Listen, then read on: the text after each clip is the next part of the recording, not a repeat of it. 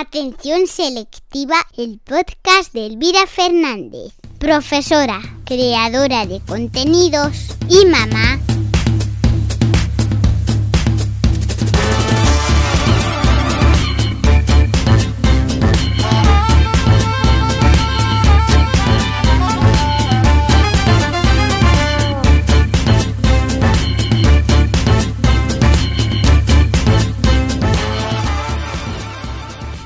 Buenos días, buenas tardes o buenas noches. Estés en el momento en el que estés, te damos la bienvenida al podcast Atención Selectiva. Capítulo 12 de la tercera temporada después de un parón que hemos hecho por estas festividades de Navidad. Un parón que hemos aprovechado para descansar y encargarnos de otros proyectos. Pero por si tenías mono de podcast, por si te apetecía muchísimo escuchar un nuevo capítulo de Atención Selectiva, que sepas que hoy te vamos a dejar por partida doble el capítulo de hoy y además nos hacemos eco de nuestra colaboración con la gran mentora de emprendedoras Mónica Lemos. El pasado martes 10 se publicaba en el podcast de nuestra querida Mónica, de mi amiga Mónica, un episodio más de su podcast Libremente, que ya te he recomendado en más de una ocasión. Pues bien, este martes hemos colaborado con ella, he estado con ella en un podcast especial correspondiente a una mini temporada de 4 episodios en los que vamos a hablar largo y tendido y, por qué no decirlo, no exentas de polémica acerca de este gran tema que es la conciliación de la vida personal, de la vida familiar con la vida laboral. Hablaremos de corresponsabilidad, hablaremos de los peligros relacionados con el mundo de la salud, hablaremos también de la conciliación en España, de cómo es la conciliación a nivel europeo y en comparativa. Hablaremos de muchísimas cosas en los próximos martes, así que estate muy atento, estate muy atenta. Yo ya te dejo en la descripción de este episodio el primer capítulo sobre conciliación del podcast Libremente de Mónica Lemos y espero de verdad que, como decimos siempre, lo compartas porque hay que visibilizar y hay que ayudar a que se hable de un tema que nos afecta a todos y a todas, un tema social del que estamos verdaderamente preocupadas y por eso lo compartimos, por eso queremos darle esa visibilidad que necesita. Te lo dejo en la cajita de descripciones. Y sin más, vamos al capítulo de hoy.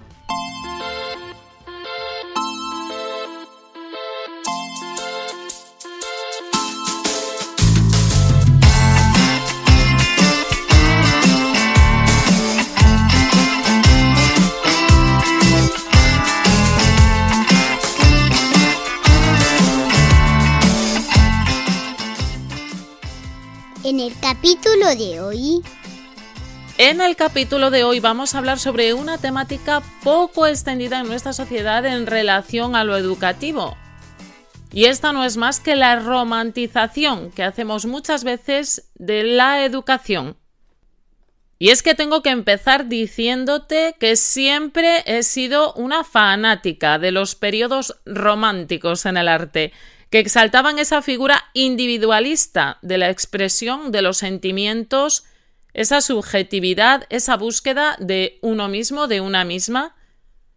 Me llenan de admiración esos genios, esas genias atormentados y atormentadas que mostraron la grandeza de sus creaciones al mundo, apoyando movimientos revolucionarios. Ese triunfo de la razón frente al fanatismo religioso y, por supuesto, la consolidación de la ópera. Ha sido, sin duda, una de las mejores épocas históricas del ser humano y a nivel filosófico nos ha dejado a Rousseau y su revolucionaria idea de este ser humano como bueno por naturaleza. Y de esta sociedad, como corrompedora de esa bondad que a todos se nos presupone desde el naturalismo, surge en el romanticismo por primera vez la idea de vocación ligada a las artes. La que has liado, pollito, la que has liado. Siglos después, el romanticismo se ha apoderado de nuestra sociedad en la que se critica la visión romántica de todo aspecto social, ¿Es la visión romántica el mal endémico de nuestra sociedad? Puede.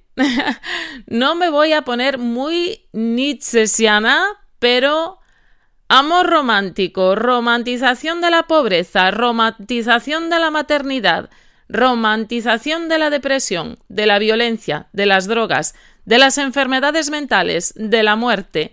Hemos romantizado todo cuanto aspecto individual y social era necesario para asumir un rol de comportamiento gregario, de pertenencia a la masa.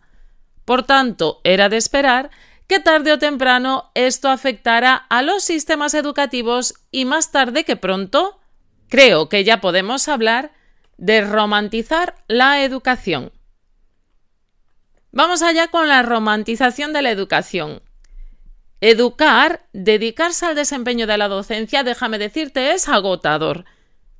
Es un empleo muy agradable y te da muchas satisfacciones, pero el hecho de mostrar únicamente esa faceta de nuestras vidas como maestros, como maestras, es romantizar el proceso de enseñanza-aprendizaje, es romantizar la educación. Ahora mismo existe una idea generalizada de la escuela como un espacio idílico, donde los docentes, los y las docentes, los y las educandos son personas de amor y de luz entregadas a la comunidad en plena armonía. Y si esta no es tu idea de la realidad, es igualmente probable que pienses que así debería ser. Sin embargo, esto, en mi opinión, es un tremendo error. Un centro escolar no tiene por qué ser un espacio donde la figura de la maestra, donde la figura del maestro sea la de un héroe salvador, la de una heroína salvadora, la de un ser novelesco o incluso épico que consigue salvar el mundo a golpe de tiza. El docente no tiene que ser una especie de guía de almas al servicio exclusivo de su alumnado, como si no hubiese otro propósito en su vida que el de servir y el de estar para ellos y para ellas en cualquier momento del día. Este hecho se ha evidenciado especialmente en tiempos de pandemia, en los cuales muchos maestros, muchas maestras estábamos las 24 horas del día disponibles, comprometiendo nuestra vida y nuestra información personal solamente por estar a la altura. Por otro lado, pasar el tiempo de familia y de ocio mejorando la calidad docente y trabajando una vez más no solamente en el aspecto burocrático de este empleo, sino en la autoformación, también es romantizar el proceso de enseñanza-aprendizaje. Parte de ese tiempo no es necesariamente vocacional, ni gusto por el trabajo, sino que en muchas ocasiones es no dejarse llevar por la marea para tener las tareas al día, lo que supone muchos fines de semana que los dediquemos íntegramente a la función docente.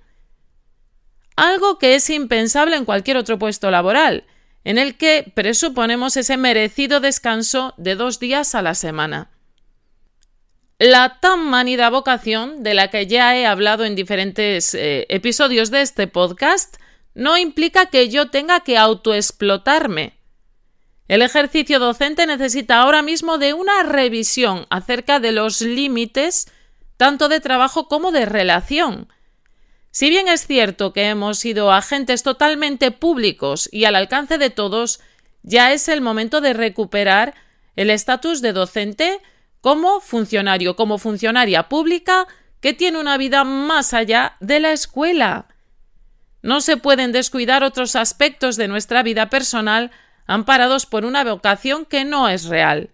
La pasión por el ejercicio docente no te hace mejor docente siempre, especialmente cuando descuidas tu vida personal para entregarla al trabajo de una empresa que no solamente es que no te va a reconocer tu esfuerzo, sino que está recortando tus derechos cada día más. Habría que añadir que la solución de todos los problemas educativos no está de la mano de los maestros, de las maestras, de los profesores, de las profesoras. El profesorado forma parte del sistema educativo y es el primero en denunciar situaciones diversas como el aumento de la violencia sistémica en los centros escolares, pero en este caso no es más que una parte en el desarrollo de la sociedad, cuestiones como el bullying, el ciberbullying o la violencia en la infancia y juventud no son responsabilidad única del ejercicio del magisterio. Del mismo modo, temáticas como la igualdad de género, el racismo, la no violencia, el impacto medioambiental, no van a cambiar simplemente porque las profesoras nos pongamos a ello. Romantizamos la educación al pensar que este tipo de cuestiones solamente dependen del cuerpo docente como único agente activo en la creación de una sociedad mejor. No somos los salvadores de la sociedad.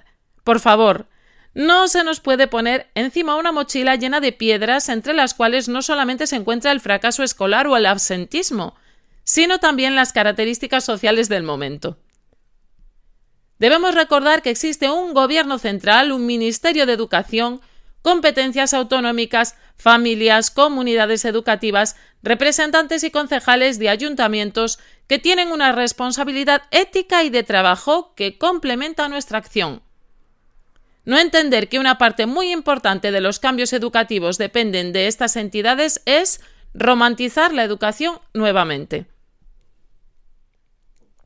Y hablando de administración y su desempeño, recordar que se desoye la voz del maestro, pero se ensalza a los coaches, a los opinólogos, a los que dan charlas. Se priva de autoridad tanto moral como pedagógica al pobre del maestro, a la pobre maestra, que ve como delante de sus ojos las empresas privadas campan a sus anchas en la escuela pública con un mensaje que implica el gasto económico por encima del aprendizaje, la visión empresarial por encima de la realidad educativa que vive ese maestro, esa maestra a diario. La creación de nuevas leyes educativas sin pactos ni consensos, pero especialmente sin conocer los entornos educativos y la opinión de aquellos y aquellas que están al pie del cañón, es el ejemplo más claro de romantización de la educación. Se presupone que cualquiera puede hablar de educación sin conocer la realidad de un centro educativo con toda su casuística, y esto está a la orden del día en un contexto en el que surgen de modo abundante los congresos educativos que se lucran de fomentar esta situación. Palabreo y estrategias de un marketing romántico que apela al lado emocional del modelo educativo, pero que no te habla de la dureza del aula, pues la desconoce y, lo que es peor, no vende. ¡Ay! Pero es que además romantizamos en educación cuando nos hacemos eco de situaciones precarias en el sistema educativo desde un punto de vista positivo. No es normal que nos gastemos dinero propio en la adquisición de materiales para poder desarrollar nuestras clases como realmente queremos. Hecho que cada vez es más palpable en muchos países y que no hace más que evidenciar la falta de inversión económica en los procesos educativos, especialmente en los públicos. Igualmente, el alumnado no tiene por qué ser un agente pasivo, apreciado desde un punto de vista totalmente adultocentrista del modelo de enseñanza-aprendizaje como mero receptor de la genialidad de su docente. No tiene que aprender todos los días una lección moral que sea determinante en su día a día y que le lleve a ser un gran ciudadano, una gran ciudadana.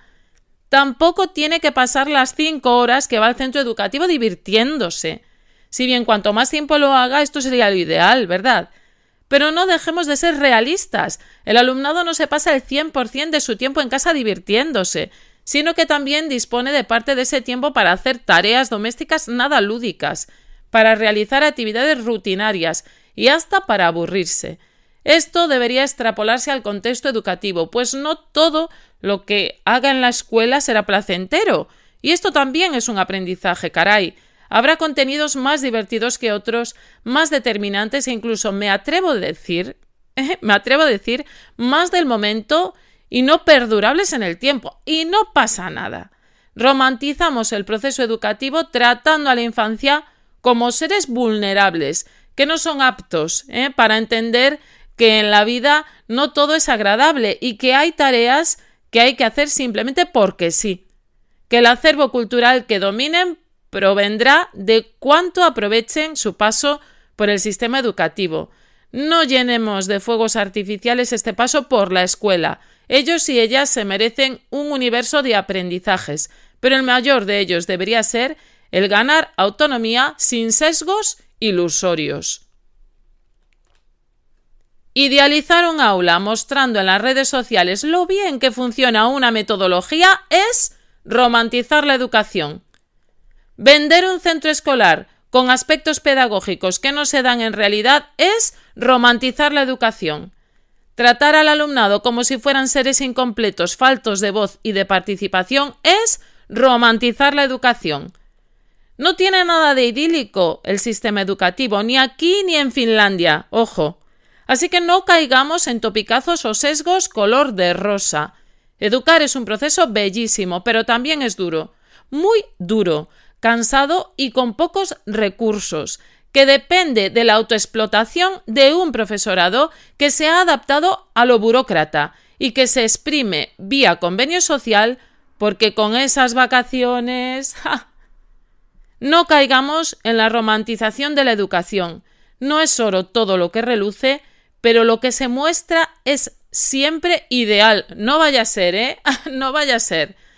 Demandemos más naturalidad y responsabilidad compartida. No tiene nada de romántico lo educativo y cuanto más hablemos de ello, más estaremos haciendo porque se respete nuestra labor como docentes y porque se atienda a la verdad de la realidad en las aulas. Y podría acabar este episodio con un he dicho y punto, pero no lo vamos a hacer así, porque como todos y todas sabéis, ahora es el momento de la cita de la semana. La cita de la semana. Y la cita de esta semana que te dejo ahí para que la repienses es de Joshua Michael Home, el carismático líder de la banda Queens of the Stone Age. Y yo también voy a aprovechar la polémica Shakira para que se escuche menos música comercial y más música que vende en otros circuitos. Y aquí te dejo esta recomendación, pero que el arte es libre y que todo el mundo tiene que tener derecho a expresarse. Esto es una realidad muy grande. Dice Josh Home en esta cita de la semana que te quiero decir para que ya resumamos el contenido del capítulo de hoy. El desierto lo llevo dentro y sé que es un lugar muy romántico para otros. Y entiendo por qué, ya que son paisajes muy abiertos que tienen su manera de hacerte sentir pequeño. No eres importante en el desierto. Buah, ahí te la dejo para que la reflexiones, para que te la repienses.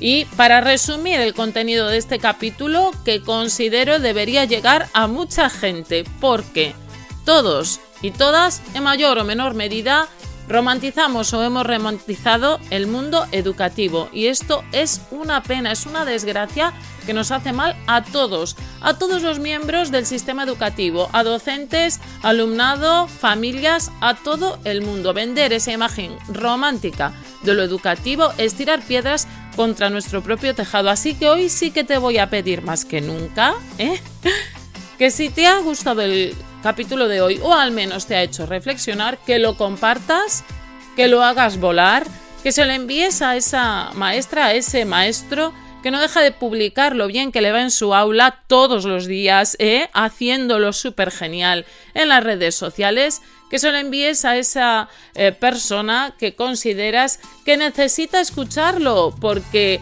todo le va genial, nunca tiene ningún error. Hoy es el momento de compartir una idea que no es la que más vende, pero sí es la que más nos hace justicia. Y sin más, te digo adiós. Esta vez sí, hasta la semana que viene. No hay más vacaciones, no hay más descanso. Nos escuchamos en el capítulo 14. Te espero. Hasta la semana que viene, amigos.